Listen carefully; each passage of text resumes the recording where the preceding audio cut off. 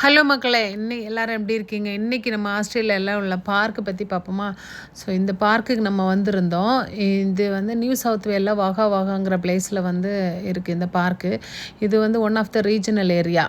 So வந்து regional ஏரியால யாராவது பார்க் தேடிட்டு இருந்தா கூட உங்களுக்கு யூஸ்ஃபுல்லா இருக்கும்னு நெனைக்கிறேன். நம்மளும் அப்படி தான் தேடிட்டு இருந்தோம். எங்கடா பார்க் இருக்கும் பிள்ளைங்கள கூட்டு போறதுக்குன்னு.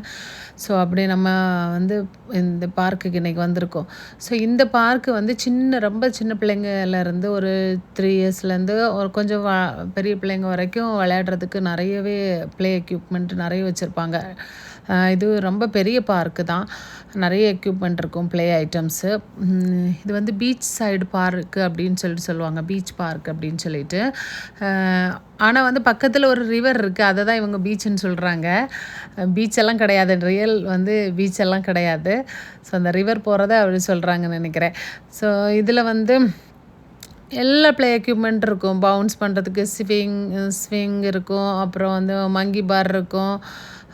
Chip line, tunnel, slide, swing சொல்லிகிட்டே போகலான்னு நினைக்கிறேன். நிறைய ப்ளே ஐட்டம்ஸ் இருக்கும்.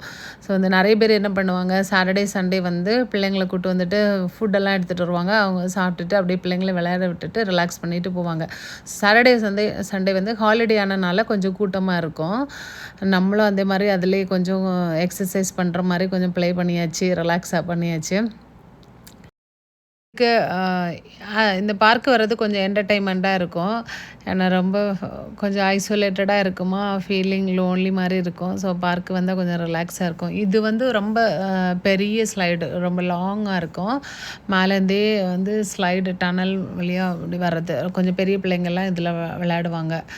ஸோ நல்ல ரொம்ப ஹெவி எக்ஸசைஸ் மாதிரி இருக்கும். ஸோ இங்கே இது ஸ்விங்கு வந்து ஒரு ரொட்டேட் பண்ணிகிட்டே இருக்கும். ரொட்டேட் மாதிரி ஸ்விங் பண்ணிகிட்டே இருக்கும். பக்கத்தில் ஒரு சர்ச் கூட இருக்குது இந்த பார்க்கு பக்கத்தில். அப்புறம் வந்து டாய்லெட் ஃபெசிலிட்டிஸ் கூட வச்சுருக்காங்க.